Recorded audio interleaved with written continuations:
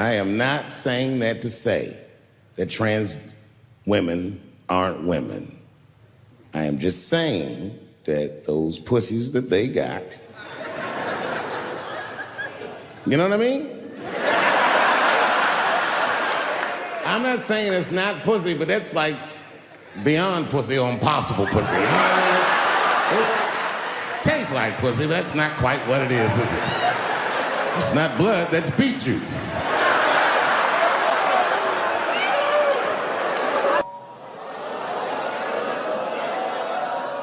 What is this, high school? This nigga probably got a babysitter or something. Go and answer your phone, nigga. Just get that shit out of here. I'm in the middle of something important. Wouldn't it be funny if we made fun of him? He was like, and he went outside like, hello? Mama's dead. Oh, no! Mama's dead.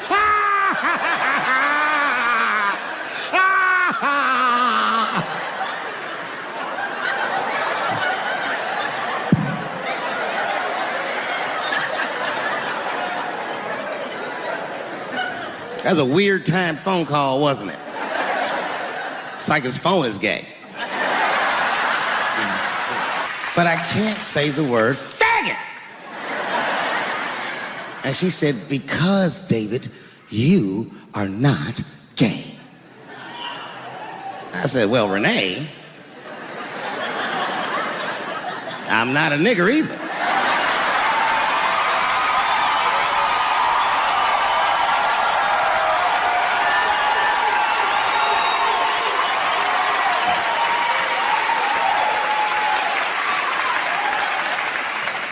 But you see, what I didn't realize at the time and what Kevin had to learn the hard way is we were breaking an unwritten and unspoken rule of show business. And if I say it, you'll know that I'm telling you the truth. The rule is that no matter what you do in your artistic expression, you are never, ever allowed to upset the alphabet people. You know who I mean. Those people that took 20% of the alphabet for themselves. I'd say the letters, but I don't want to conjure their anger. It's too late now. I'm talking about them L's and them B's and them G's and the T's. People be surprised. I have friends, all kinds of letters. Everybody loves me and I love everybody. I got friends who are L's, I got friends who are B's, and I got friends who are G's. But the T's hate my fucking guts.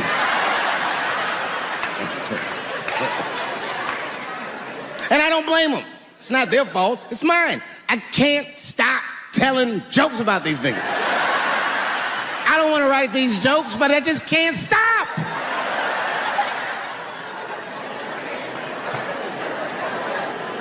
You know, you hear all those letters together all the time, LBGT, LBGT, and you think it's just one big movement. It's not. I would think to say that because they know we know the law. Every black dude in this room is a qualified paralegal and shit. He knows the law.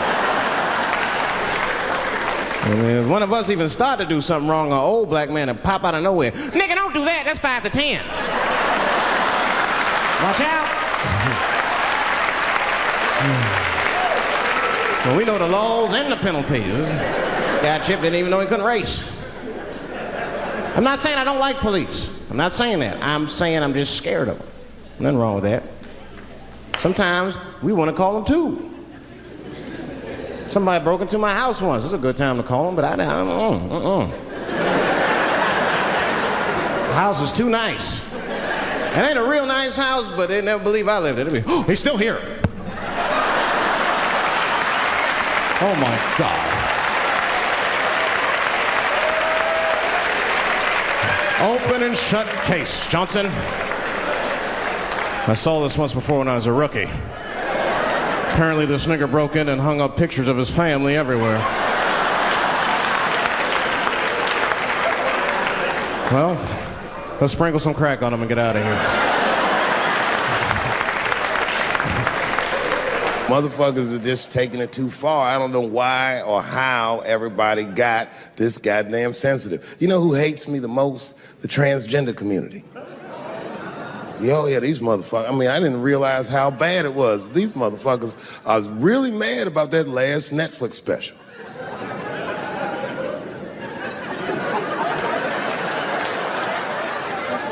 It's tough, man. I don't know what to do about it because I like them. I always have. Never had a problem with them. You know, just fucking around. As a matter of fact, I think I make fun of everybody, and I mean, as a group of people, they have to admit,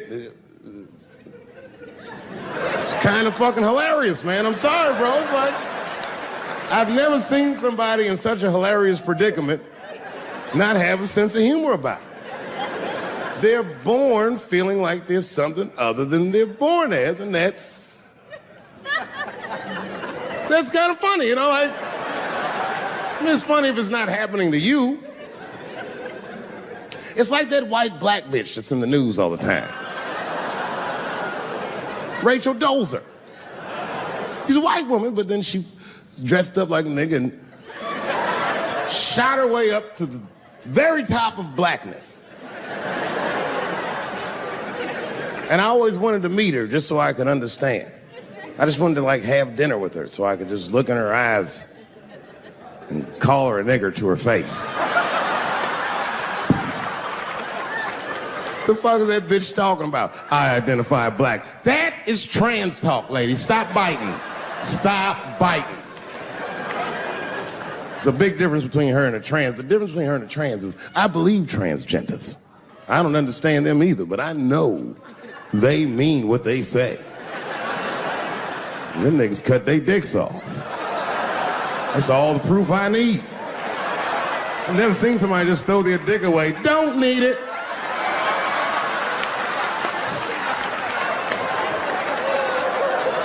I don't understand, but I believe you and I support your decision, motherfucker. But how far is Rachel willing to go? What is Rachel willing to do so that we blacks can believe that she believes she's actually one of us? Bitch, are you willing to put a lien on your house? Invest in a mixtape that probably won't work out?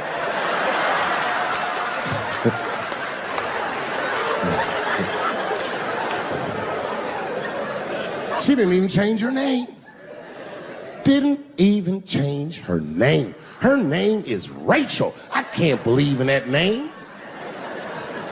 If you want my support, you're gonna have to change your name to the blackest shit I've ever heard. Bitch, you're gonna have to change your name to Draymond Green. I don't know a blacker name than that. That shit is black on paper. If you type Draymond Green into Airbnb, that shit will log off automatically.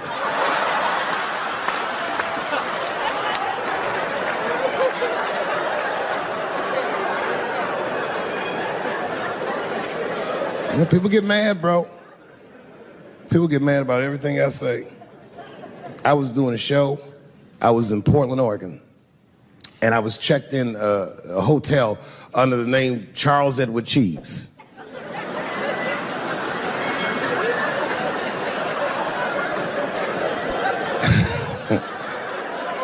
I came back and there was a note. It was like a letter on my desk. It was addressed to Mr. Cheese.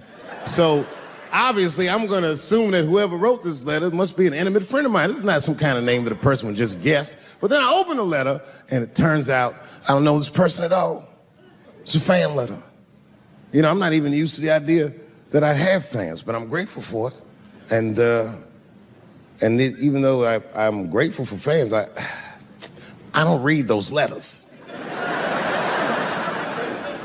It'd be nice if I did, but realistically, it's like, what am I, Santa Claus, nigga? I don't have time for this. Like, got shit I want to do. I'm trying to chill. Read all these dreams and wishes from strangers. But I read it. I'd already opened it. So I just read the whole letter. And you know what, man? Whoever wrote this letter truly loves me. I mean, they were really fucking nice in the letter. And then they described to me what it was like to come to the show, how excited they were, how much fun they were having. And then they said that when I got to my jokes about transgenders, that they were, quote, devastated. Because it turns out that whoever wrote the letter was transgender. Now, I'm going to be real for a second. You got to understand, I never feel bad about anything I say up here.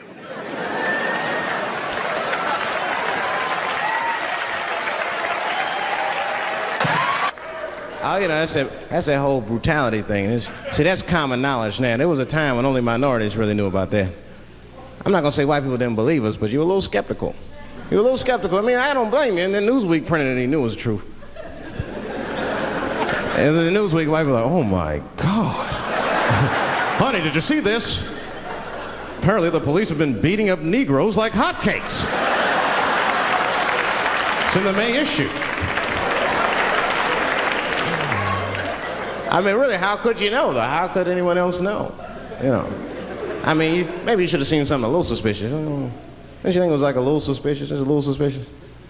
Every dead black person the police find has crack sprinkled on them. I mean, come on, man. Come on, man.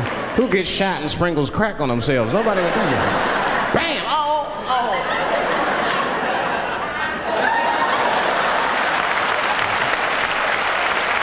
I don't want to leave no mysteries.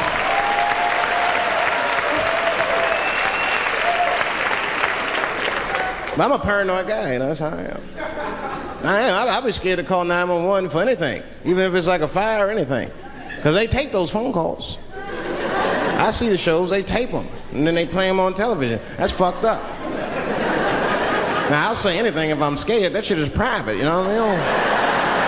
What if I get killed?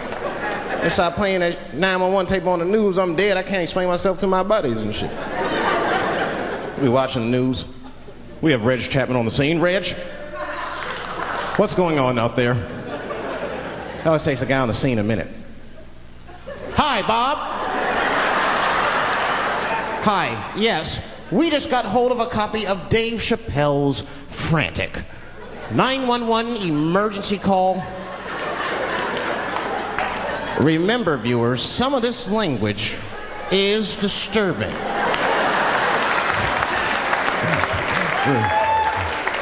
Hello, emergency. Help! Help, motherfucker, they're coming to get me! Just calm down, sir. Where are you?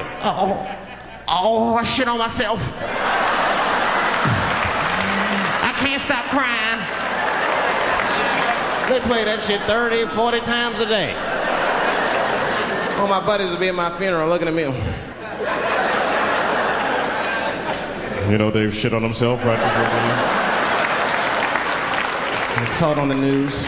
Died crying like a bitch.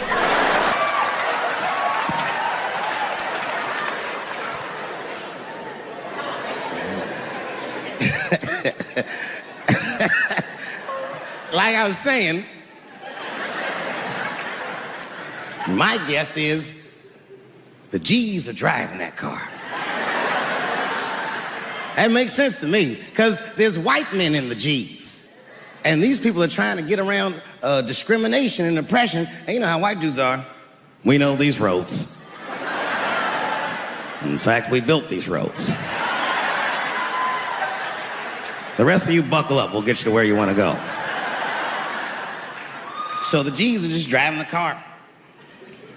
Of course, next to the G's in the passenger seat is the L's.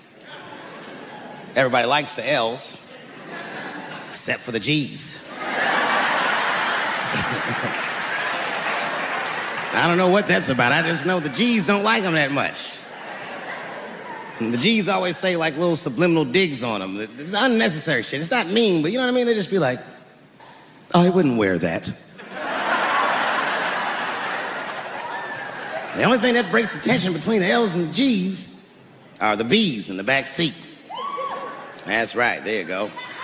Everybody scream out when you hear your letter.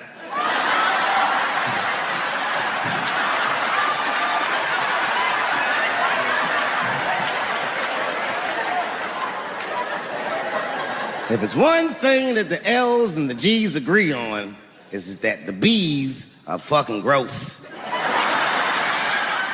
They seem greedy to the L's and the G's, you know what I mean? They're just sitting in the backseat like, yeah, man, I'll fuck anybody in this car. What's going on, man?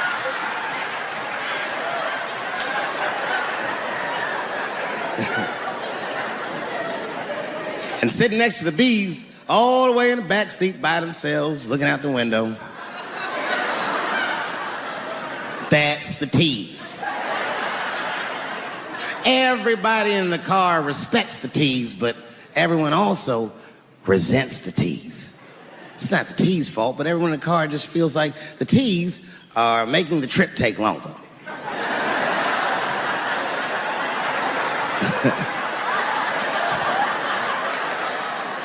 Anything the T's say gets on everybody's nerves. And then the T's don't even say anything bad. They just be in the back talking to themselves. I'm hot. Shut up. Shut the fuck up, okay? Just roll the window down, you bitch. I don't know what you... What? Just said I was hot. Could you pull over at the next exit? I need to use the restroom. There is not a restroom for you for 4 states, nigga. Will you just shut the fuck up so we can get where we're going?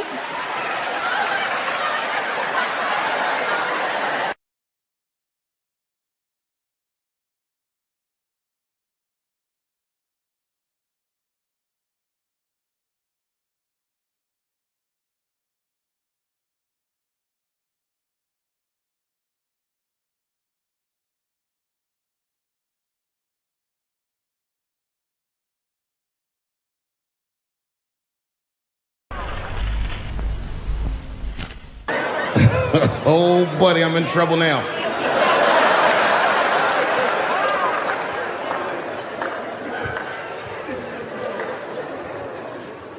Before I go, I want to share this story with you because it's important to this point. I want your community to know that one of the coolest people I ever met was a transgender woman. And this is not a man that I knew that became a woman. This woman was trans when I met her. Lived in San Francisco. Daphne Dworman is her name. I would do 18 shows in the Bay Area, sometimes in Oakland and Dirty Hood nightclub, and she would be there, a white trans woman, laughing loud and hard at everything I said, especially the trans jokes. It's very puzzling because she was obviously trans. And one night after one of the shows, I met her. And what it was, turns out, it was her dream to be a comedian, and I was her hero. It's very moving. I could not dislike somebody that felt that way about me. We became fast friends. And when I made that special Sticks and Stones, right as it was coming out, I happened to be in San Francisco and I wanted to do a show, but I needed an opening act. And I remembered that trans woman I had met. So I called her on the phone. And I called her myself. I said, hey, Daphne, this is Dave Chappelle. She couldn't believe it. And I go, I'm in San Francisco. And then she started saying a bunch of wild stuff. I was like, relax now. I don't want any pussy. I was, I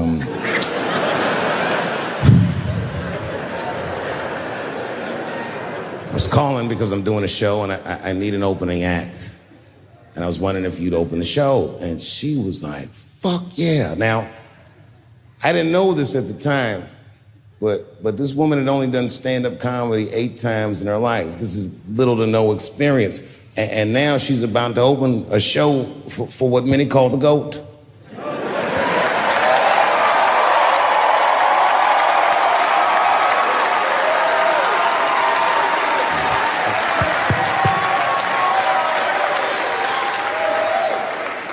She's an amateur in stature, but in practice, she was very professional. She showed up early, which is something I appreciate because I like people to be on time. She was dressed to the motherfucking nines. I mean, I'm transphobic, and even I was like, you look nice.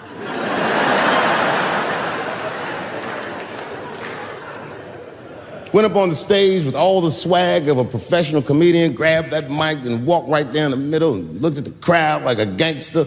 Man, you should have seen her work. This bitch bombed for 45 minutes straight.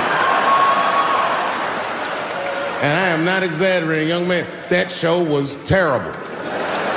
Stunk. Stunk. And then she brings me on and, you know, I was like a glass of water after a handful of salt. The crowd was happy to see me. I was killing it. But here's what impressed me. Any other comedian I've ever seen, if they had bombed as bad as she did, would have snuck out of the back of the theater and went home and cried or something. And she didn't do that. Not only did she not leave, she found a seat right up in front. You know, when a new comedian watches an experienced comedian in comedy, we call this taking class. And this bitch took my whole class. She sat up there and was laughing as hard as she always laughs, as if nothing bad had even happened to her. And I saw her show. Something bad happened to her.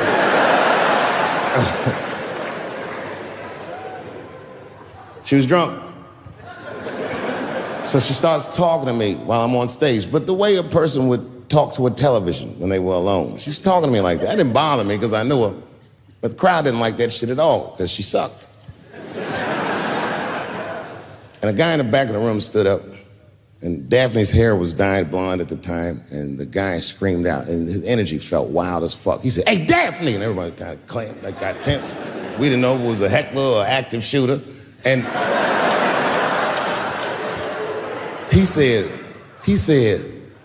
"Does the carpet match the drapes?"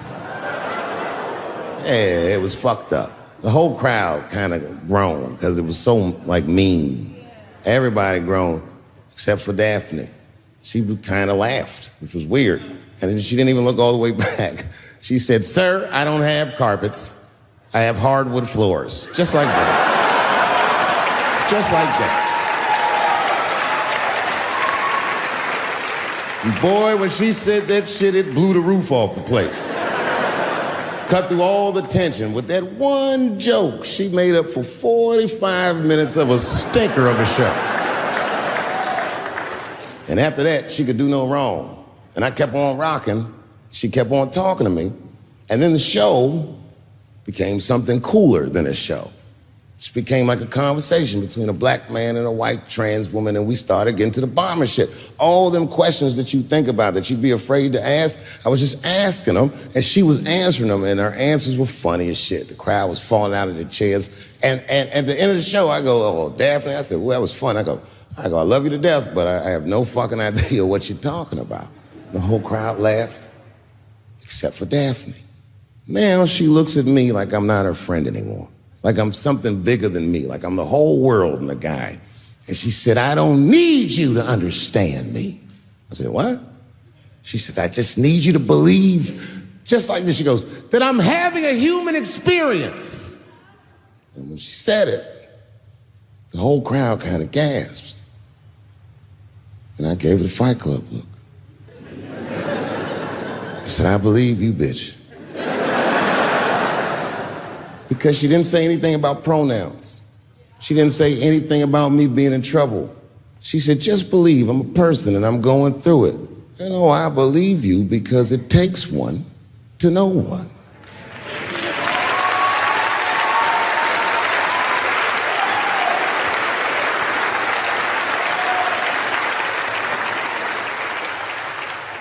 Then I told the crowd good night, and they start going crazy. And before the applause gets to its crescendo, I say, "And don't forget my opening act, Daphne." And the crowd stood up, and I looked at her, and tears came out of her eyes. She couldn't believe it was happening. I couldn't believe it was happening because her show stunk. And it was a great night. I remember the late, great Paul Mooney was there, a bunch of fly-ass comedy niggas was there. And we all went backstage and was just drinking and talking shit and laughing, and Daphne stole the room. She had everyone cracking up, spinning the yarn, telling us all these crazy stories about shit she be into. We all laughing real hard, and as she's telling us and everyone's laughing, I'm looking around, I'm like, "Oh my God, she is funny." I pulled her aside and I said, "You're hilarious." I didn't know that when you were on stage. I said, "You're doing some things wrong, but I can help you." I said, "Anytime I'm in San Francisco, why don't you open the show for me, and I'll just try to give you some pointers, see if you can't work this thing out." And she said, "Are you serious?" I was like, "Yeah." And she grabbed me real tight, hugged me, squeezed me, and I pushed her off violently because I'm transphobic. I said, "Boundaries, bitch."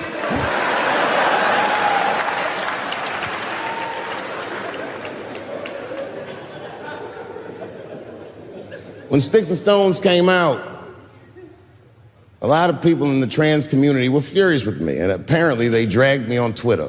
I don't give a fuck, because Twitter's not a real place.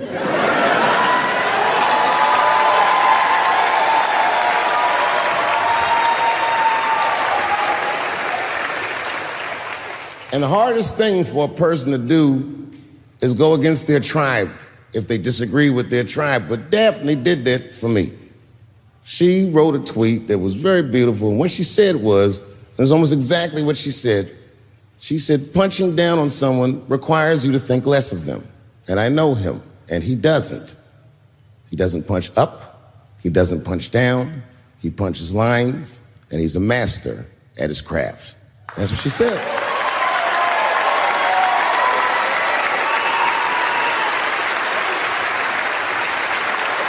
Beautiful tweet, beautiful friend. It took a lot of heart to defend me like that. And when she did that, the trans community dragged that bitch all over Twitter. For days, they was going in on her, and she was holding her own because she's funny. But 6 days after that wonderful night I described to you, my friend Daphne killed herself. Oh, yeah. It's a true story. My heart was broken. Yeah, it wasn't the jokes. I don't know if it was them dragging her. I don't know what's going on in her life, but I bet dragging her didn't help. I was very angry at them. I was very angry at her. I felt like Daphne lied to me. She always says she identified as a woman, and then one day she goes up to the roof of a building and jumps off and kills herself. Clearly, only a man would do some gangster shit like that. Hear me out. As hard as it is to hear a joke like that, I'm telling you right now, Daphne would have loved that joke. That's why she was my friend.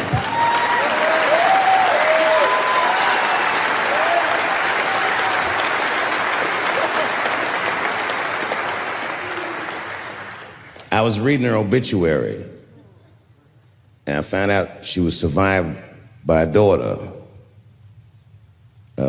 And the moment I found that out, and this is true, Anderson Cooper from CNN texted me. And all he said was very nice. He said, I'm sorry to hear about your friend. And I texted him right back, new phone, who this? He said, it's Anderson Cooper. I said, oh, Anderson. I go, look, I need to find her family. And he texted me right back with all the phone numbers and all this information. I say this to say, if you ever want to know about anything gay, call Anderson Cooper from CNN. This nigga is faster than Google.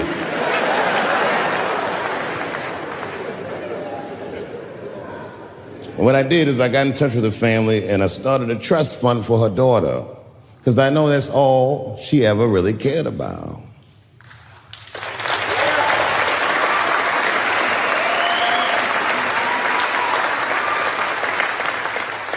And I don't know what the trans community did for her, but I don't care, because I feel like she wasn't their tribe. She was mine. She was a comedian in her soul.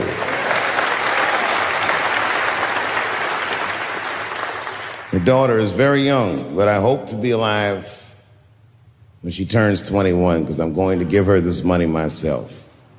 And by then, I'll be ready to have the conversation that I'm not ready to have today.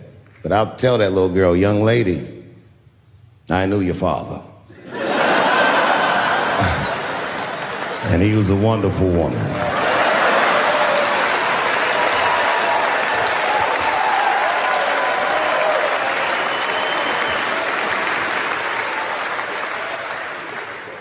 Empathy is not gay. Empathy is not black. Empathy is bisexual. It must go both ways. It must go both ways. Remember, taking a man's livelihood is akin to killing him. I'm begging you, please do not abort the baby.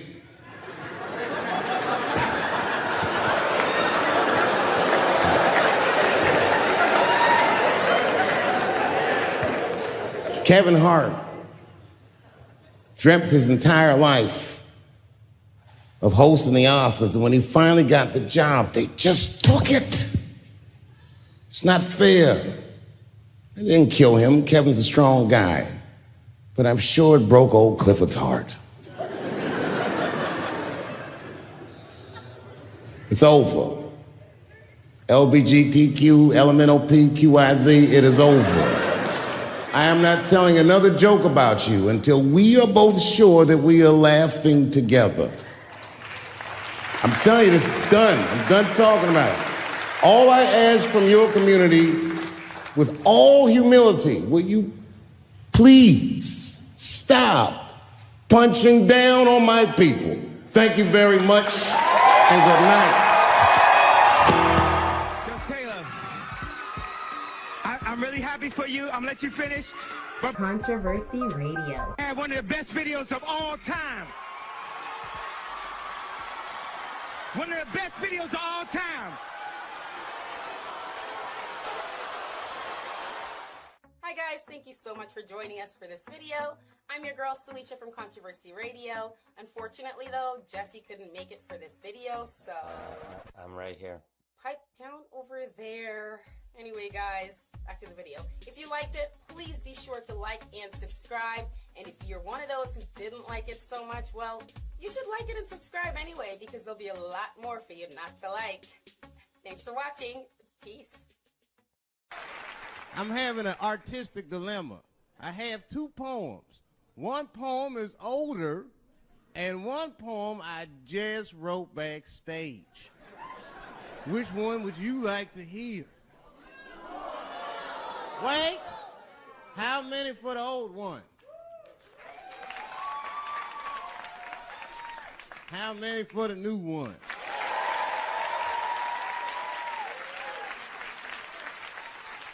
All right, so remember, if it sucks, you ask for it. One night at 3 a.m., I went to the corner store. I forgot why. Oh, that's right, I wanted a bite. I had the munchies because I was high. The store is owned by Mr. Fong, and every day he sees me, he does me wrong. He's Korean. Now, I'd never say I hate all Korean people. I haven't met all Korean people. That hate talks for savages. But even though I don't generalize, I do percentages and averages. So far, I hate 1 out of 5 Korean people I've met so far. So I come in the store. Hello, Mr. Fong, I say, and he just scowls at me and growls at me. Buy something. Hurry up. Now look, I'm not stealing in the least, but if you're shopping and you know someone's watching you shop, that shit'll make you look like a thief.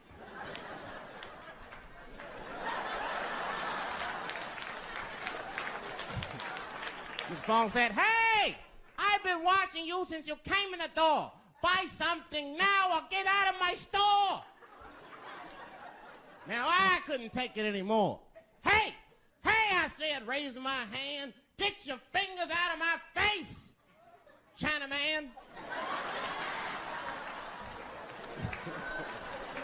Mr. Fong said, hey, what make you think I'm Chinese? You must not know what you're saying. You made a mistake, Brackman.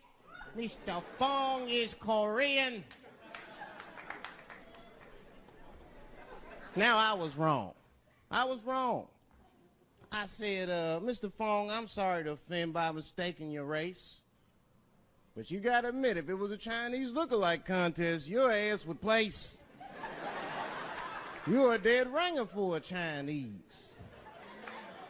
But don't be mad at me. I didn't mean to offend you in the least. You know, some people say all black people look alike. We call those people police. Thank you. I don't deal with jails. Don't deal with jails, and I don't deal with police. My house got robbed in New York. I didn't even call the police. I wanted to, but I couldn't. My crib is too nice.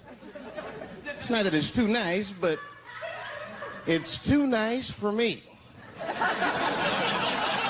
You know how the police are in New York. Soon as I open the door, they'll be like, oh, he's still here.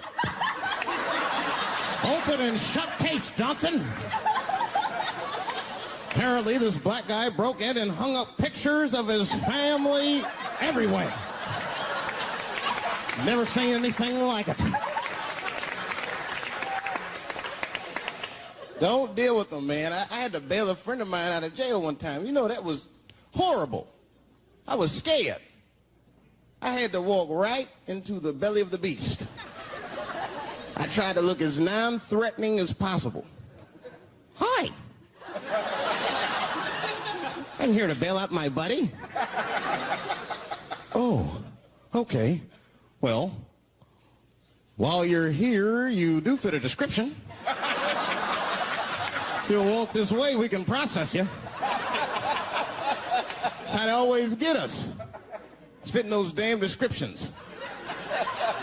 Now, I could be bitter and blame all the police, but no. I'll tell you who I blame. It's those sketch artists. They keep drawing the same brother over and over again. Who is this generic man we all look like? I want to know what they say when it's us. You know what I mean? They'd be in that room like, did you get a look? Did you see the guy that tried to rob you? Yes. Yes, I did. He's about 6 feet tall, I'd say. 6 feet tall? Yes. He had his hat on backwards, too. Good. That's good stuff. Hat was on backwards. Yes. He was black? Okay. Big lips, big nose, hanging out. Say no more, sir. I'll draw him from memory. You know, let me get my stencil. I think we can trace this guy and save some time. You know why it's easy for me to get along with everybody? Because I'm well-traveled. You wouldn't believe this. I used to live in Ohio for 3 years. Yeah. It was a very small town, lady, 4,500 people. My house was the black neighborhood. Now, I'm going to tell you something. We had a great time. Now, earlier on, I used to get in a lot of trouble. I don't know what it was. I got suspended from junior high school 23 times during February. I was rotten. One time I got hold of all my teachers' home phone numbers. Well, I feel bad about it now. But at the time, it was hilarious. I started calling in death threats. I called up my English teacher, Mr. Johnson. He was all nice on the phone. Hello? Is this Mr. Johnson? Yes, it is. And who might this be? You're a dead motherfucker. Who is this? Don't worry about that, punk. You're gonna die. Unless you change David Chappelle's grades. I don't know how it caught me, but I guess when you're bad like that, you get a reputation, man. I had like a lot of little friends. My 2 best friends, we're still friends to this day. 2 white guys, real good guys. I took them to the movies in Harlem about a month ago to see a Spike Lee movie. They were in shock. Mouths were hanging open the entire film. These guys had no idea that black people like to talk at the movies. I wasn't saying a word. You know, everybody else was talking. Halfway through the film, they look at me like it was my fault. You know that look they give you? Oh, God. Can't you do something? Like I'm gonna stand up. Brothers, please. Can't you see we have visitors?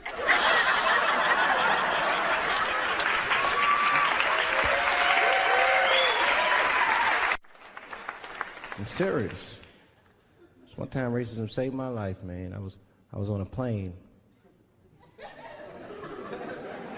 I was coming from overseas, and I don't know how this guy got a machine gun on the plane, but he stood up, man. He said, "Everybody, get on the fucking ground. Nobody look at my face." I started freaking out. Because he was Chinese, I was like, why is he talking like that?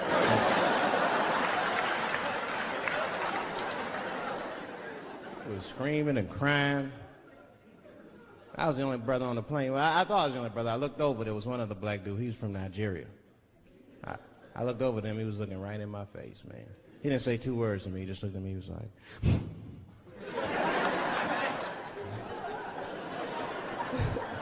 He didn't need to talk, I knew just what he was talking about. I looked right back at him, I was like...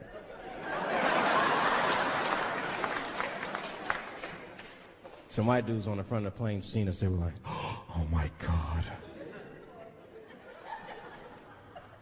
I think those black guys are gonna try to save us."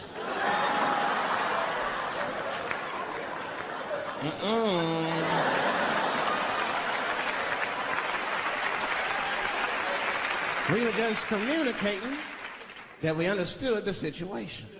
We were both seeing the same thing. What we understood was simple. Terrorists don't take black hostages. That's the truth. I have yet to see one of us on the news reading a hostage letter and shit. They is treating us good. We all chilling and shit. I'd like to give a shout out to Ray Ray and Big Steve and send some Newport.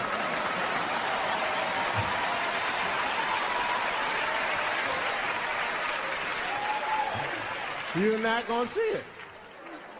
Terrorists are smart. They know what they're doing there, you know. They terrorists. They know it's black people's bad bargaining chips.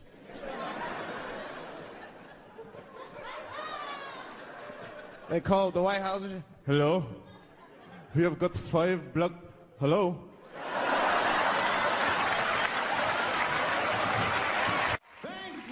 Thank you. I gotta tell you guys, that was a beautiful New York welcome. I was in New York City 3 years ago. No nice welcomes. I got off the bus at the Port Authority. I was all happy. I said, "Oh, New York City at last." Damn. This whole bus station stinks. Nah, it'll probably clear up when I get outside. Every 2 blocks, I smell something I never smelled before in my life. Nobody told me black people can't catch cabs in New York. I tried to catch a cab at the Port Authority. A crowd started forming. Everyone just looking at me. He's gonna be disappointed. I was all naive. I just... Taxi! Must not have seen me. Taxi! No, Brooklyn! First time I caught a cab on the first try, it scared the hell out of me. I didn't know how to feel about it. I just, taxi! You better go ahead.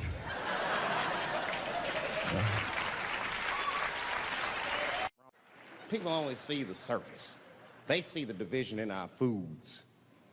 Just because I eat chicken and watermelon, they think that that's something wrong with me. Let me tell you something. If you don't like chicken or watermelon, something is wrong with you, motherfucker. There's something wrong with you. Where are all these people that don't like chicken and watermelon? I'm sick of hearing about how bad it is. It's great. I'm waiting for chicken to approach me to do a commercial, nigga. I'll do it for free, chicken. It's the least I can do.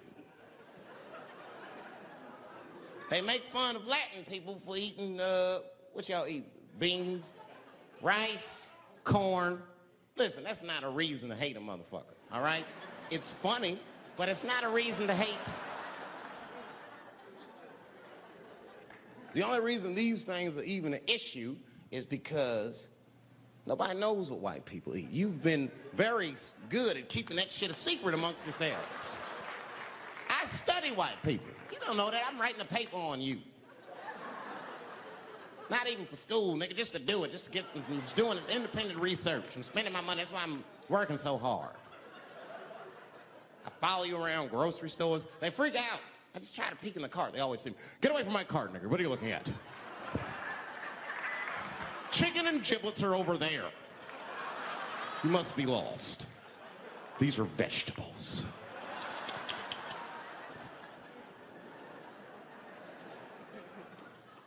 I know what you drink. See how quiet I got? Grape juice. Surprise, motherfuckers, you didn't know I knew about grape juice, did you? Oh, don't play dumb with me. Look at what is it? A lot of black people don't have the privilege of knowing about grape juice because they have grape drink. It's not the same formula that you get. Ain't no vitamins in that shit. You might have one of your black friends over. Todd, would you care for a glass of grape juice? What? Nigga, what the fuck is juice? I want some grape drink, baby. You know why those bars are so popular now? Is because men don't know how to deal with women in reality. So sometimes we gotta take the fantasy road. The reality of the situation is very grim. Women have made a lot of progress in a short period of time, man. It changed everything. Can't deal in relationships anymore. I broke up with my girl. I'm out of Shawshank. I'm free. I don't want to go back. Couldn't even argue with her. You should be able to argue. If you have an issue in a relationship, you should be able to argue that issue out, right? But see, ladies, you got to stick to the fucking issue. You guys take arguments everywhere just to win them. That's why nothing ever gets done. You be arguing about the dishes, baby. Baby, could you wash your dish at least before you put it in the sink? Premature ejaculator? Damn. You know, why you gotta bring that up? I don't even believe in that. I don't. If I come, man, it was right on time. That's what I say. And as far as I'm concerned, I can't come fast enough. I'm sick of being vilified all the time. David, how could you? How could you come? I was fucking. Well, what were you trying to do, huh? Come. Well, I beat you. You gotta work on your time, baby. I'm down to a minute 20. They're mad at me because I have different goals and sex. I'm a speed fucker. Just trying to hit my best time. It's like the Olympics. And now for the dismount.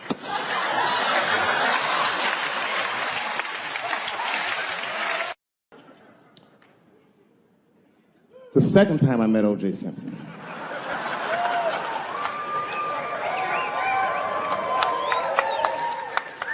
Was right after the trial of the century. There I was, now a young man of probably 23. O.J. Simpson was the most famous or infamous face on planet Earth.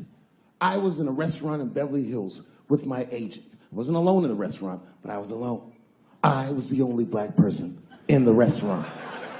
And in the 90s, that felt very uncomfortable. Now I tend to enjoy it at this age.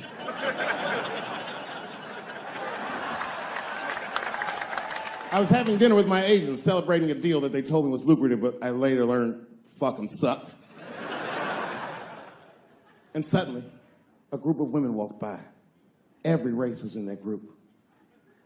Black, white, Asian, Latina, white, and white again. They were all gorgeous. I watched them walk by. Then, I saw a familiar face. Al Collins, the man from the infamous Bronco check, towards the door. Couldn't believe what I saw. And then, close behind him, was O.J. Simpson, newly released from jail. The restaurant fell still. I was shocked. I didn't mean to say it out loud, but it just came out. O.J. He stopped, turned around to see who said it, saw my black face, and correctly assumed it was me.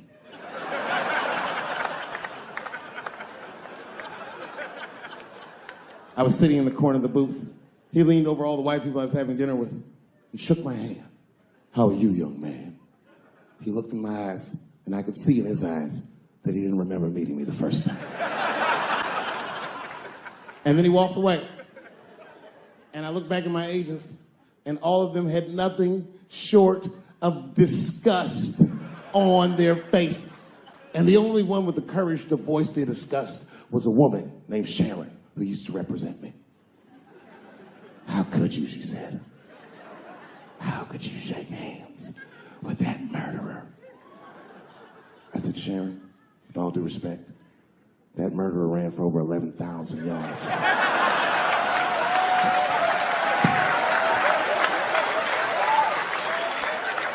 And he didn't fit. Glove didn't fit. Get over yourself.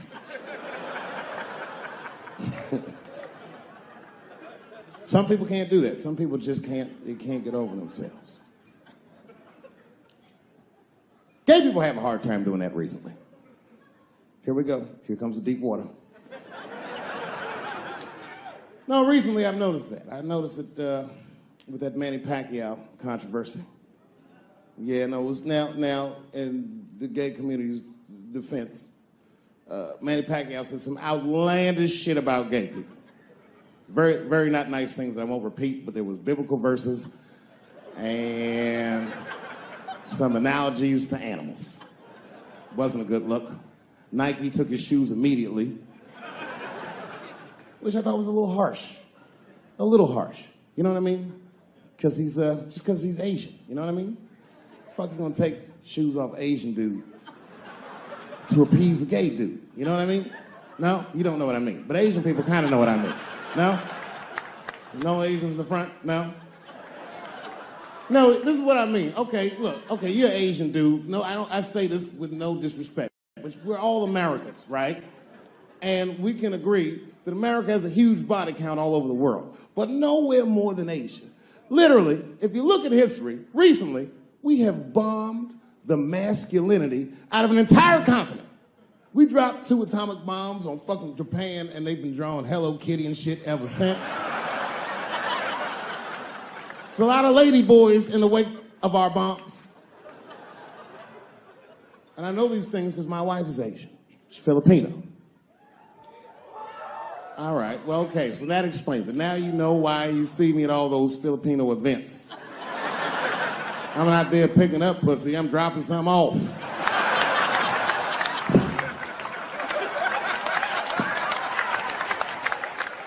I take my wife to all that shit. I took my wife to see Pacquiao fight Mayweather. We sat ringside, okay?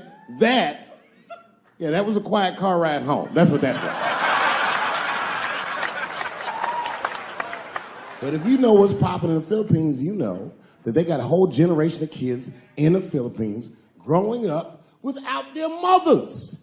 Yes, a lot of women in the Philippines go to the Arabian Peninsula, they come to the United back home, which is still one of the #1 staples in the Philippines economy, money that their expats send back to the Philippines. The men, on the other hand, are left rearing children, twiddling their thumbs, waiting on their wives' checks. These men have been fucking emasculated. And then suddenly, a boxer rises from amongst them and reinstates their manhood with his motherfucking fist. This is not the guy you're supposed to ask, what do you think of homosexuals? He's not your champ. Shit. That's why I don't have a sneaker deal, because if you say something that people don't like, they'll take your fucking shoes off. Road ahead. They've got the longest mental gap to bridge. That's all I'm saying. Because, you know, whenever I see one of them T's on the street, I don't mind them, but I'll be like, man, I miss Bruce. I'm sorry, guys. I'm 42. I remember Bruce Jenner. Before the Kardashians, before all that, this motherfucker was a white American superhero. It was amazing. He was beating Africans at track and field. We'd never seen anything like it. He was on my cereal box growing up. You know how much of that cereal I ate, nigga? I didn't know he was gonna do that.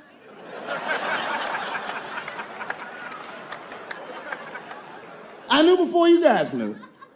I heard things on the street in Hollywood. You know, you just be out, see people. Hey, what's up, Kanye? Why the long face? Nigga, you'll see. I got 2 mother-in-laws now. And when I heard he was gonna do it, I was scared. I didn't think the public was ready. I didn't think the media was ready. And you know what? I was wrong. Never seen anything like it. Welcome to the world, Caitlin. So long, Bruce. Hello. Somebody called me a nigga in traffic last Wednesday. It's so long, it takes a minute.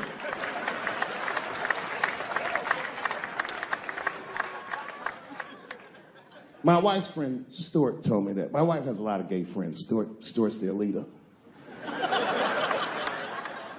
She has a lot of gay friends. And I don't like them.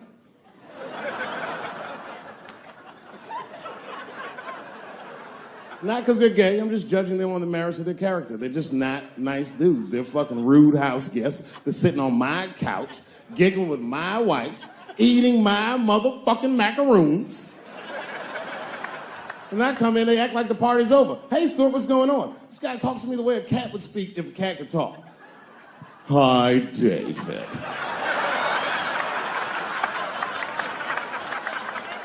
Stuart, what's all the beef, man? What's going... He always wants to have some kind of gay political argument. The last one was about a petition in federal court to take the words husband and wife out of the law. I said, well, why would you want those words out the law? He said, because it discriminates against same-sex couples. I was like, niggas, please save me the semantics. Just trust me, take your chips and get the fuck out of the casino. You're about to decide, talk that over amongst yourselves, and whichever one of you is gayer, that's the wife.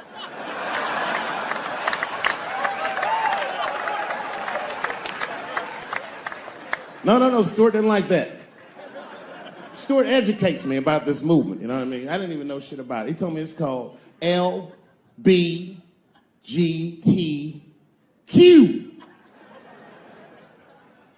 I was like, what the fuck is the Q? Does that even make sense, Q? Turns out Q is like the vowels. That shit is sometimes Y.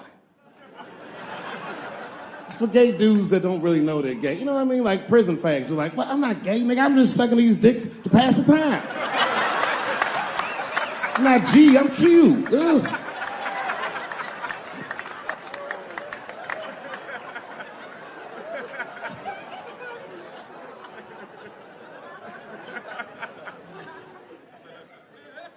I think, okay, again, of all those letters, the T has the toughest road ahead. In fact, I think the T should stand for tough. If Martin Luther King had a sneaker deal, we'd still be on the back of the bus. They always true, the Nike exec come up, hi, Martin, we need you to tone down the talk of civil rights and blacks being humans. It's upsetting our Southern distributors. But I don't understand. I thought that's why I had a sneaker deal in the first place. Not quite. Really, it's a walking shoe, and we like the marching, but try to understand. Fuck that shit. You know, I get it, though. I understand why gay people are mad, and I empathize. You know what? I'm just telling you, this is a black dude. I support your movement. But if you want to take some advice from a Negro, pace yourself. These things take a while. Just because they passed the law doesn't mean they're going to like you. Brown versus Board of Education was in 1955. I was shocked. Is this happening? Wait a minute. Is this a time in American history where an American can make a decision for themselves? And even though other Americans don't understand it, they'll support it and let this person live a happy life? Is this what's happening? If it is, then good for America. That's Dave Chappelle, the American. Although Dave Chappelle, the black American, he was a little jealous. I was like, how the fuck are transgender people beating black people in the discrimination Olympics? If the police shot half as many transgenders as they did niggas last year, it'd be a fucking war in LA. I know black dudes in Brooklyn, hard street motherfuckers that wear high heels just to feel safe.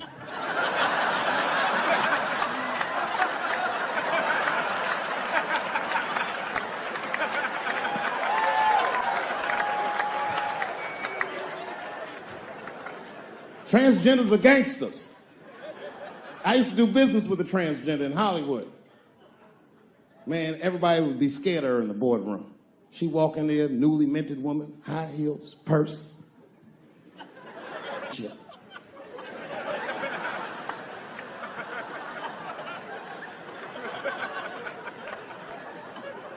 And then she walked to the head of the conference table, stare at us all, reach in her purse and pull her old dick out and throw it on the table.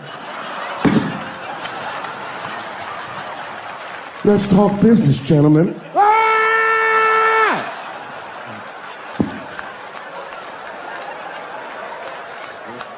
Shit is scary as fuck. If your best friend pitched that to you, you'd be horrified. Yo, nigga, let's go to the hospital and cut our dicks off and make pussies out of them shits. What?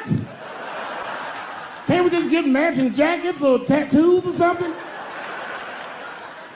Sure, that's what you want to do? There's only one way to find out, nigga. Wu-Tang, bow, bow. Let's go to the club and trick niggas into fucking us, yeah. I got in a fight, almost got in a fight. It's complicated. I was in a bar in Austin with my wife, and it was during COVID, and a woman came to our table, and she was maskless. And this bitch came over, no mask, all H words. Hi, how are you? Droplets was coming out of this bitch's face. We all covered our drinks. Oh, bitch, what are you doing?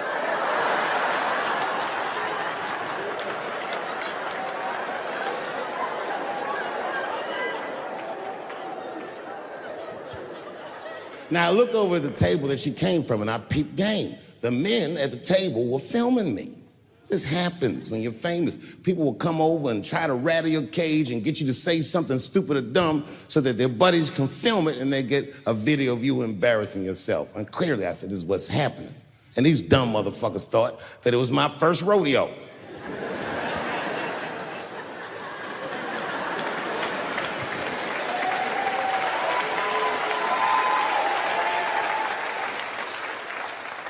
Sadly, it worked. I ran right over there. I said, I pointed right in the camera. I said, you's a bitch-ass nigga for doing this to me.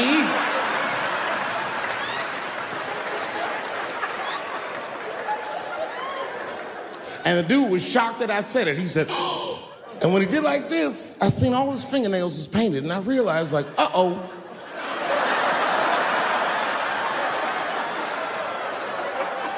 This fella's gay. Now, you know how I talk. I call everybody a bitch-ass nigga, you know what I mean? But that's not a right thing to do if they're gay, you know what I mean? And now I was in trouble. And not only that, the motherfucker was huge. He stood up, he was towering over me. He must have been 6'5", a big, white, corn-fed, Texas homosexual. This nigga was ready to fight. And he started barking on me, but I stood my ground. I wasn't scared. How could I be scared? This motherfucker's shirt was tied up in a knot like this. Oh, fuck this guy. Let's go, nigga, let's go. I thought we were gonna come to blows. I was ready, And then, right when you think we would fight, guess what he did? He picked up his phone and he called the police. And this thing I'm describing is a major issue that I have with that community. Gay people are minorities until they need to be white again.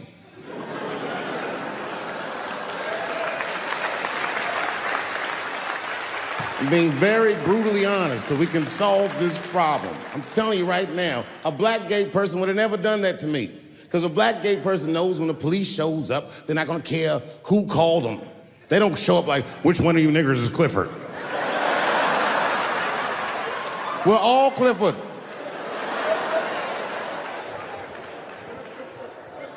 This happens far too often. Another time, about 6 years ago, there was a lesbian woman that tried to sell a story about me to TMZ. Thank goodness TMZ could see right through the sham of that story. This woman claimed that I beat her up in a nightclub because she was a lesbian. That is fucking crazy. Bitch, I didn't even know you was a woman.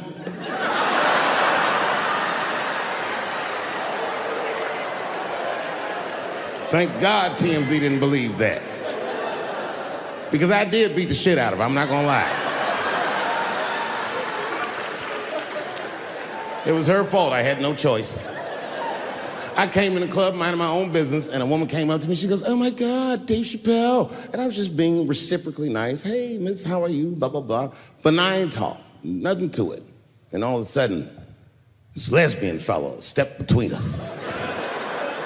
Hey, nigga, that's my girl. I said, yo, my man, back up like that. She said, I ain't backing up off shit, nigga, that's my girl. I said, bro, you're gonna have to give me 3 feet like this. She said, stop calling me a man, motherfucker. I'm a woman. I said, what?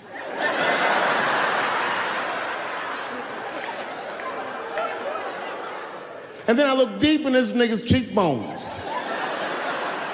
I said, oh my God, you are a woman. It's just too much for me to even wrap my mind around. But I tell you what, I unballed my fist immediately, and I softened my posture so that she would know she's in no danger. I even changed the tone of my voice. I said softly, sweetly, like a pimp might say. Bitch, I'm about to slap the shit out of you.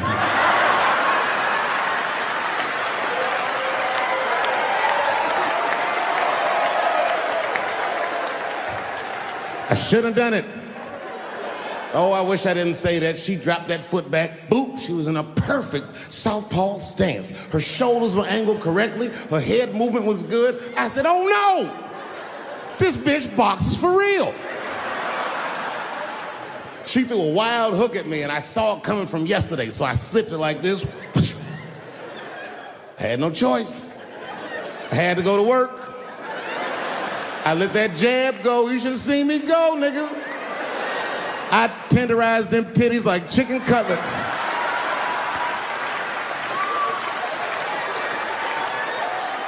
I whooped the toxic masculinity out of that bitch.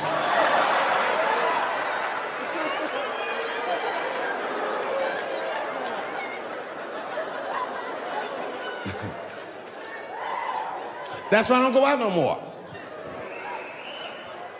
Just trying to chill. I'm just trying to live a peaceful life. That's why I live in Ohio. You know, I live in a little town in Ohio. It must be like 3,700 people. Small hippie town. Culturally, it might feel like Ann Arbor to you. You know what I mean? Just a bunch of hippies and shit like that. And niggas always ask me, like, Dave, why you live in that hippie town? And I'd be embarrassed to tell them the truth. But you know why I live there? Because Yellow Springs, Ohio has the most beautiful women in the world. And a lot of people might disagree with me, but you gotta see them for yourself. They're gorgeous. But it all depends on what you're into, you know what I mean? I like white bitches with dirty feet.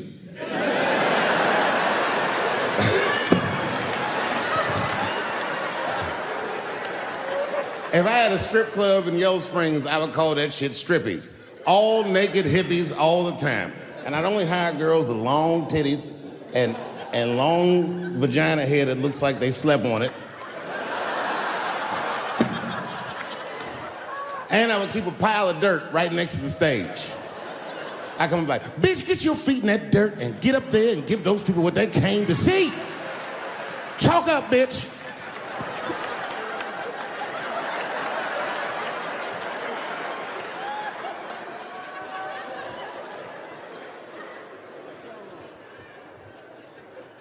A couple years ago, I was in Ohio at a shopping mall. An old white lady, this is true, she was following me around the mall, which sounds paranoid, but I'm sure she was following me. Mean lady, too. You ever see a woman with lines on her face that just tell you, like, even if she smiled, it looked like it would hurt the muscles in her face. I knew she was following me because she was at places that had nothing to do with her. I'd be looking around like, what is this old bitch doing in GameStop and Foot Locker and all the places I like to go? Every time I see her, she'd just be looking at me on me. And eventually I forgot about her.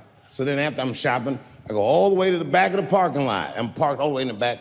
And as soon as I open my car door, I hear a voice go, David Chappelle. Just like that.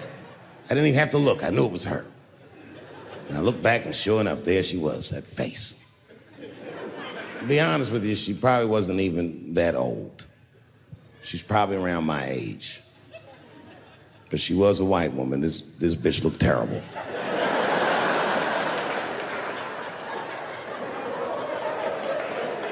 Going all the way. I kept my cool. I was nice. I said, hello, miss. And she didn't say anything back. All she said was, I watch your comedy. I said, uh-oh. And then she says, is it true? She goes, it sounds to me like you hate women. I said, well, you know what, miss? It's art. And you're free to interpret this art however you'd like. But I can tell you, as the maker of this art, that I don't believe that I feel that way. And she said, well, I think, and I said, shut up, bitch. Shut the fuck up. Before I kill you and put you in the trunk, ain't nobody around here.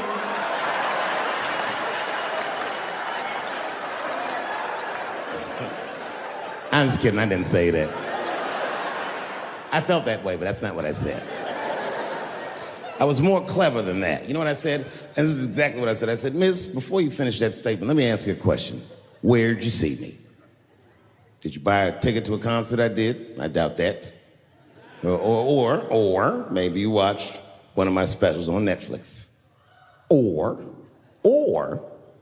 did I follow you to your car and do my act?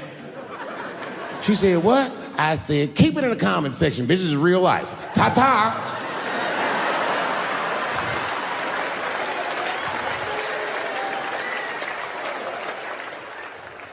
And then I drove off. You know who I feel real bad for is Indians. Everybody feels bad for Indians. They get dogged openly because everybody thinks they're dead. These motherfuckers are not all dead, all right? With my own eyes, I've seen a gathering of 1,500 Native Americans. They were all gathered in one place. The place is called Walmart in New Mexico. There's Indians everywhere. I'd never seen Indians before. I wasn't even sure if they were Indians. It's fucked up, but I asked one of them. It's not nice, but I seen him in the sports section looking at bows and arrows. I had to say something. Excuse me. I don't mean to be rude. Are you an Indian? And he was cool. Yes. Yes, I'm Indian. Still didn't believe him. I had to test him to be sure. This is fucked up. But I had a gum wrapper in my pocket, so I balled that shit up and I threw it on the floor. And a single tear came out his eye. I said, oh, shit. I had so many questions. So what tribe are you from? I am a Navajo. I said, word. I studied you in social studies. You're a hunter-gatherer, correct? He said, I guess so. That's what you wish to call it. I said, why? What do you call it? He said, I am an alcoholic.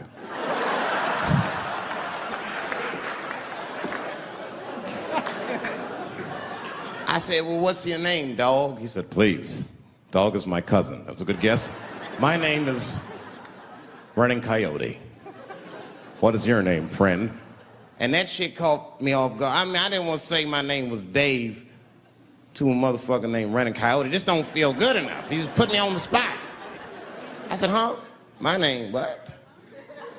Oh, my name's Blackfeet. Then I changed the subject. Forget about me. What's going on with you? I want to meet your chief. Why don't me, you, and your chief and your friends get together tonight? We could have a real live peace pipe smoking ritual. We need to celebrate, nigga. I thought you were dead. And he set it up. It was beautiful. It was just like I dreamed. We was all sitting around. Them Indians was beating the drum. Some other Indians came out the back with a long blanket that was folded in half and put in front of us. Opened that shit up, and on the blanket was a long wooden pipe with feathers. And bags of weed were all over the blanket. Chief walked over.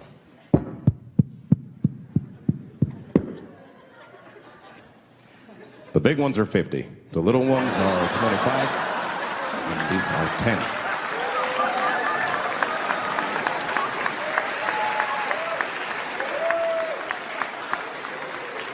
Me and those Indians got high as shit. I was begging. I told the chief, we was talking, I cut him off. Time out, chief. Sorry to interrupt. Fucking smashed, man. The weed's too strong. I'm itching. This is PCP. The spirits have got me. Chief, the spirits have got me.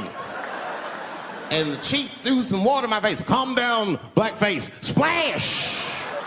I said, hey, it's black feet, motherfucker. Take it easy.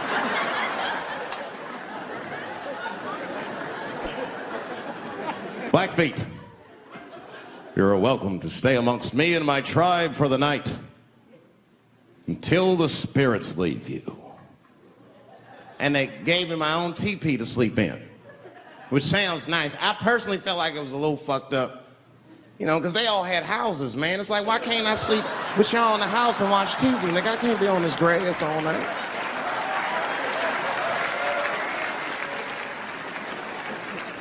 Yeah, Indians is rude, man. Everybody's rude. Indians, they eat nasty food. All they ate was corn and shit. Doritos, I think they call it. That's right. People only see the surface. They see the division in our foods. Just because I eat chicken and watermelon. They think that that's something wrong with me. Let me tell you something. If you don't like chicken or watermelon, something is wrong with you, motherfucker. There's something wrong with you. Where are all these people that don't like chicken and watermelon? I'm sick of hearing about how bad it is. It's great. I'm waiting for chicken to approach me to do a commercial, nigga. I'll do it for free, chicken. It's the least I can do. They make fun of Latin people for eating, what y'all eat? Beans, rice, corn. Listen, that's not a reason to hate a motherfucker, all right? It's funny, but it's not a reason to hate. The only reason these things are even an issue is because nobody knows what white people eat. You've been very good at keeping that shit a secret amongst yourselves. I study white people. You don't know that. I'm writing a paper on you. Not even for school, nigga, just to do it, just to get, I'm just doing independent research. I'm spending my money, that's why I'm working so hard. I follow you around grocery stores. They freak out. I just try to peek in the cart. They always say, get away from my cart, nigga. What are you looking at? Chicken and giblets are over there. You must be lost. These are vegetables.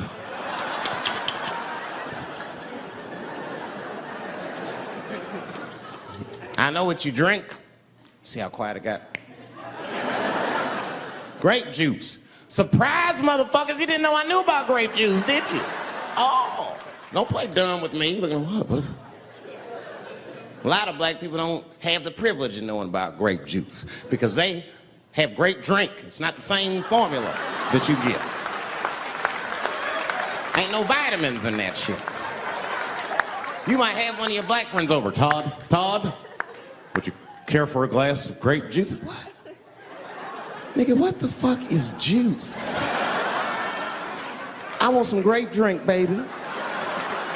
It's purple. I don't think I know what a grape drink is. What? I have some apple juice if you want. What the fuck is juice? I want some apple drink. Scream.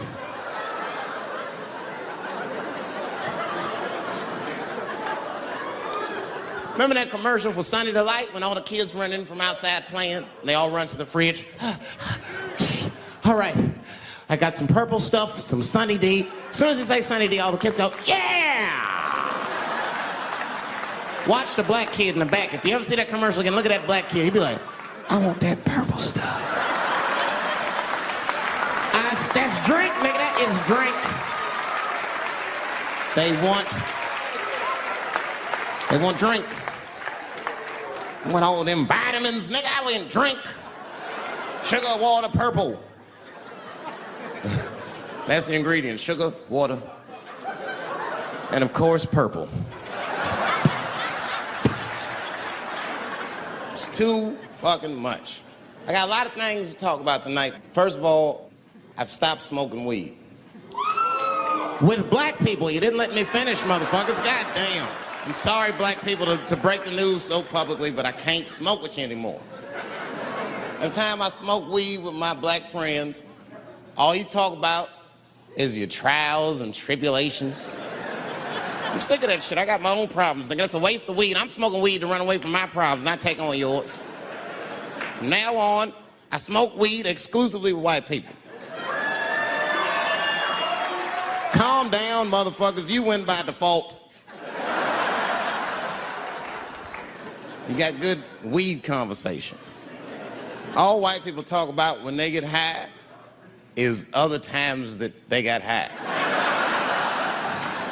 I can listen to that shit all night. Dude, remember at Frank's last week? It's fucking smashed, man.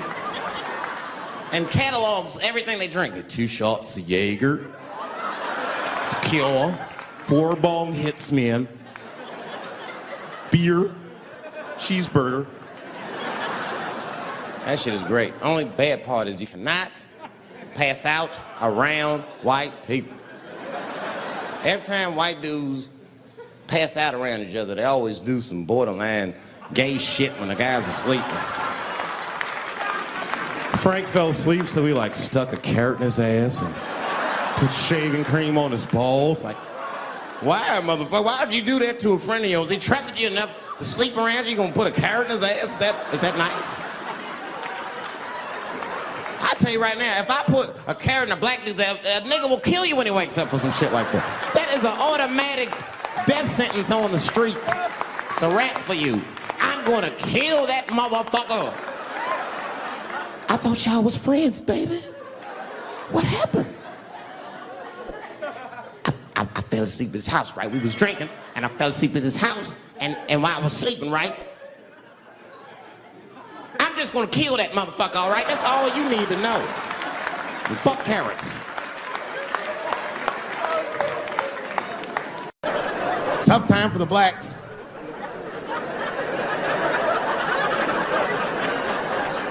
These are not good times for the blacks. I don't know if you know what I'm talking about, right? Police are killing us again. It's a very unfortunate set of circumstances because we were doing very well. You know, America has a racial hot seat. I think we can all agree that that's the truth. And we can also agree that that hot seat is traditionally occupied by African Americans in general, African American men in particular. Although I can see that in recent years, that seat has been occupied by Mexicans, and I dare say Arabs. And we, the black Americans, would like to thank you both for your sacrifice and your struggle.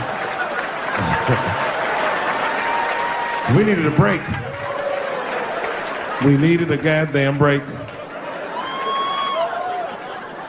We all go through something, but at least I can leave my backpack someplace. If you Arab and forget your backpack, you got about 20 minutes before they send that robot to blow your shit up. Fuhad. Now ISIS is #1 on the terrorist charts. And ISIS is fucking scary. Because if ISIS catches you, they're going to cut your head off. That's what they do. I've seen them do it on YouTube.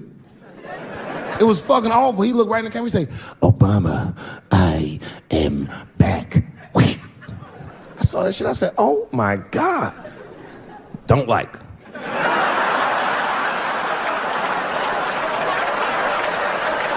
How is this guy cutting people's heads off on YouTube? I can't even post a dick pic, and this motherfucker is decapitating people. I'm gonna have to change my settings. You know, everyone has it hard, but I think harder than black people and harder than Arabs and harder than Mexicans, you know who has it the worst? Fat black people.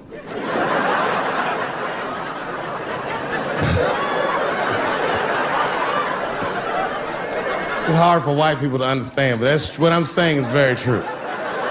Fat black people have a really rough road because all manner of things kill white people. But you know what kills more black people than anything, more than police and terrorism? Salt, nigga. Regular. Here, white people are getting Ebola cures and shit, and meanwhile, I'm dying from fucking the flavoring.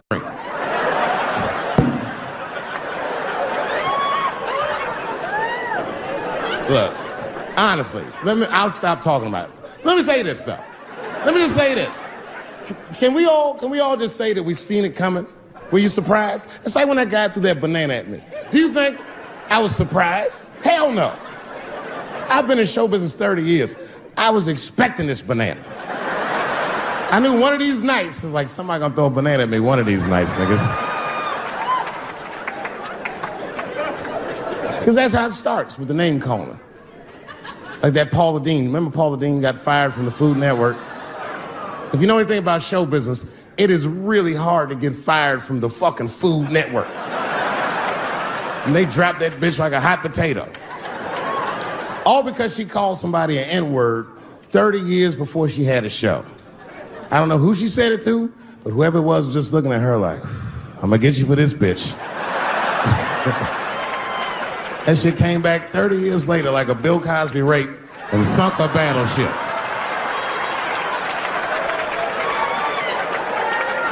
And every black person was mad, but we weren't like that mad. I was just like, well, how's this bitch gonna call me a nigga when she taught me how to fry chicken? That's not fair.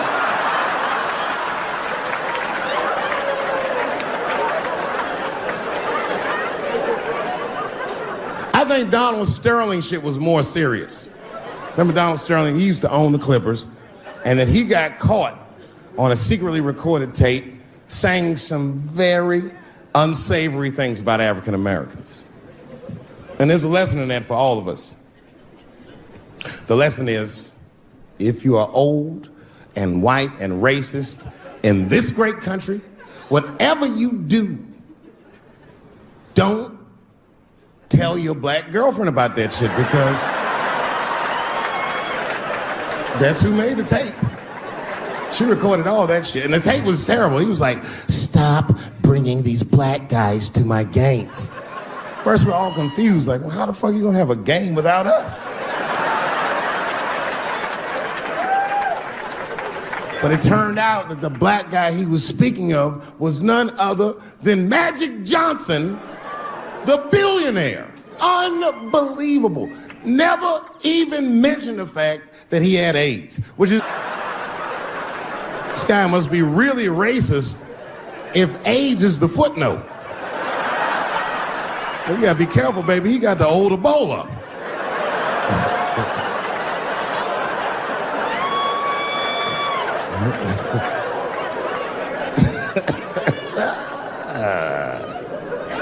You can say what you want about that girl, but I'm gonna tell you right now, she is a goddamned hero. Because you might have thought these things were happening before, but now you can see it all in front of you without a shadow of a doubt. That shit actually went down. She sucked that old guy's dick. She really took one for the team on that one. It's really gross. This dick is like 80 years old. It's like tasting history. Like 5 wars on it, civil rights movement, Great Depression. This guy's been fucking from 40 years before Bill Cosby's first rape. This is a very old man. It's a very old penis. But all that shit is still, it's just name calling. Like, name calling does not break the modern black man. That's not gonna do the trick. I don't give a fuck about that. Like, if I went to Kentucky Fried Chicken, Ku Klux Klan, hood on top of their head, what do you think I'm gonna do in this day and age? Run out Kentucky Fried Chicken? Not if I'm hungry. I'll go straight to the front. Hey, man, let me get a 2-piece. I don't give a fuck what he says. You want a biscuit with that, nigger? I thought it came with a biscuit. What's all this attitude? I want a two-piece. Chop, chop. You know what it is. But I'm not going to be mad. Why would I be mad? He's the one that's got to work at Kentucky Fried Chicken, not me.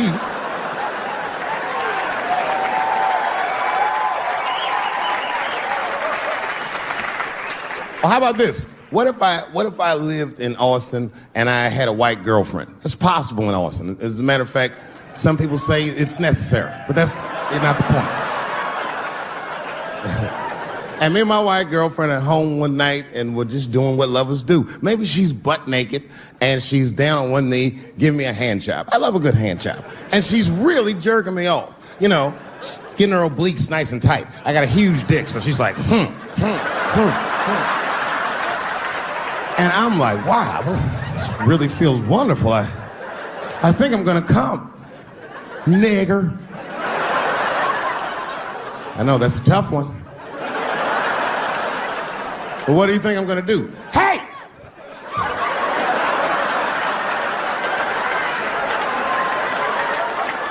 That's no time for integrity, ladies and gentlemen. I'm busting that nut in her face.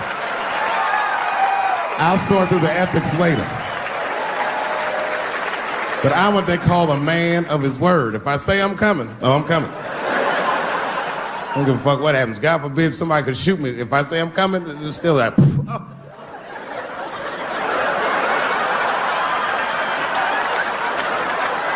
Doesn't mean I like getting shot.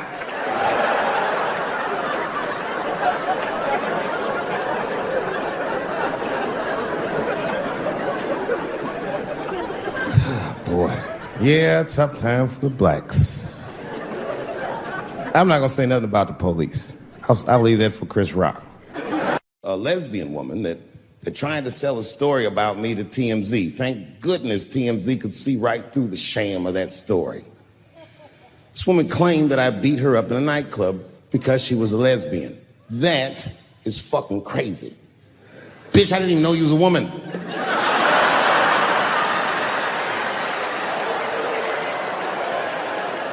Thank God TMZ didn't believe that. Because I did beat the shit out of her, I'm not gonna lie. It was her fault, I had no choice. I came in the club minding my own business and a woman came up to me, she goes, oh my God, Dave Chappelle. And I was just being reciprocally nice. Hey, miss, how are you, blah, blah, blah. But not talk, nothing to it. And all of a sudden, this lesbian fellow stepped between us. Hey, nigga, that's my girl. I said, yo, my man, back up, like that. She said, I ain't backing up off shit, nigga, that's my girl. I said, bro, you're gonna have to give me 3 feet like this.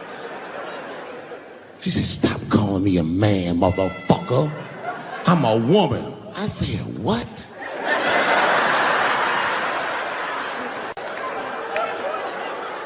And then I looked deep in this nigga's cheekbones.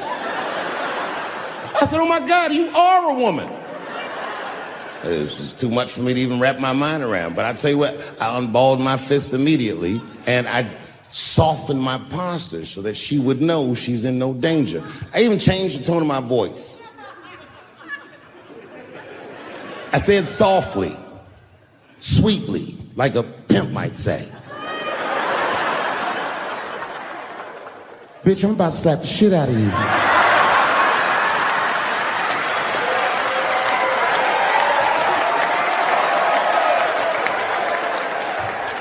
I should have done it. Oh, I wish I didn't say that. She dropped that foot back. Boop, she was in a perfect southpaw stance. Her shoulders were angled correctly. Her head movement was good. I said, oh no! This bitch boxes for real.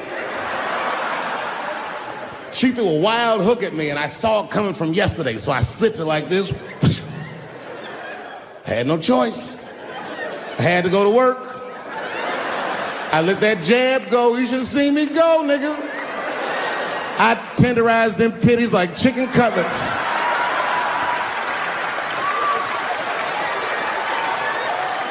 I whooped the toxic masculinity out of that bitch.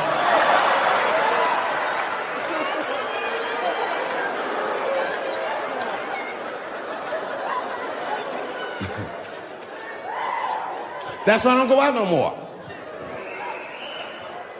Just trying to chill. I'm just trying to live a peaceful life. That's why I live in Ohio. You know, I live in a little town in Ohio. It must be like 3,700 people. Small hippie town. Culturally, it might feel like Ann Arbor to you. You know what I mean? Just a bunch of hippies and shit like that.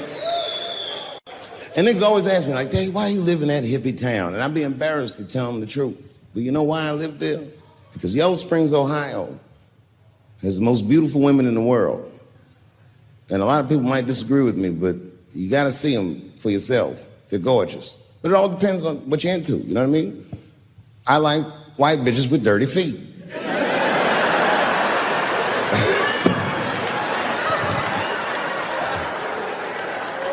If I had a strip club in Yellow Springs, I would call that shit strippies. All naked hippies all the time. And I'd only hire girls with long titties and long vagina hair that looks like they slept on it. And I would keep a pile of dirt right next to the stage. I come like, bitch, get your feet in that dirt and get up there and give those people what they came to see. Chalk up, bitch.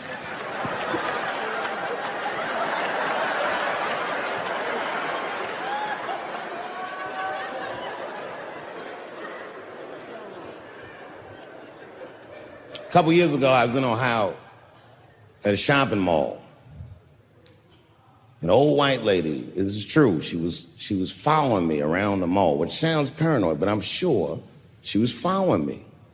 Mean lady, too. You ever see a woman with lines on her face that just tell you, like, even if she smiled, it looked like it would hurt the muscles in her face?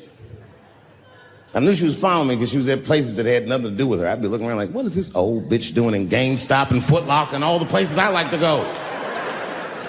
Every time I see her, she'd just be looking at me on me. And eventually I forgot about her. So then after I'm shopping, I go all the way to the back of the parking lot. I'm parked all the way in the back. And as soon as I open my car door, I hear a voice go, Dave Chappelle. Just like that. I didn't even have to look. I knew it was her. And I looked back, and sure enough, there she was, that face. To be honest with you, she probably wasn't even that old.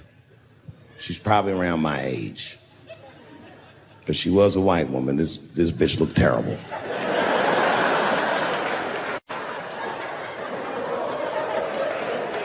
Going all the way. I kept my cool. I was nice. I said, hello, miss. And she didn't say anything back. All she said was, I watch your comedy. I said, uh-oh. And then she says, it's true, she goes, it sounds to me like you hate women. I said, well, you know what, miss? It's art. And you're free to interpret this art however you'd like. But I can tell you, as the maker of this art, that I don't believe that I feel that way. And she said, well, I think, and I said, shut up, bitch. Shut the fuck up. Before I kill you and put you in the trunk, ain't nobody around here.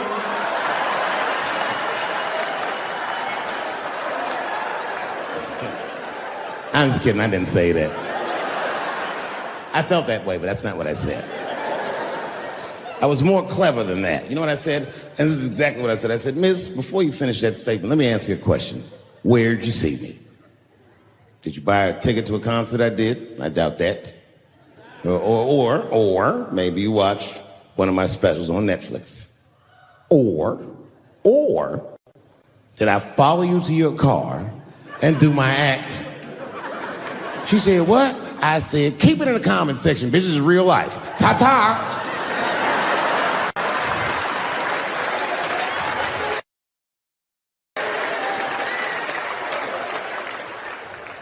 And then I drove off. Now, I got to tell you, and this is going to surprise some people here, but not everybody. People say things to me all the time, but what you don't know is it does affect me. I think about it. And that one bothered me a lot. I was driving home, couldn't stop thinking about what this woman said because she's not the first woman that said that to me. It's puzzling. You know what I mean? Like, what could I possibly be saying that would make these bitches think I hate women.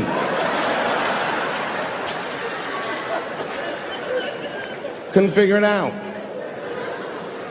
So you know what I did? I Googled the dictionary definition of a feminist just to make sure I was talking about the right thing. And do you know, sir, what the dictionary definition of a feminist is? I didn't either. Listen to this. Webster's defines a feminist as a human being, not a woman, a human being that believes in equal rights for women. I'm shocked that that's what that meant. Because by that definition, I would consider myself a feminist. And I didn't even know that at the time.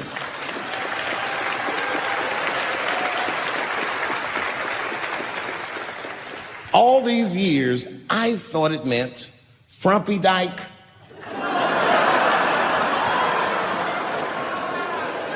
Well, that's who's always talking to me, some chick in overalls. Men are trying to rape us. Ah, not you, bitch, we please.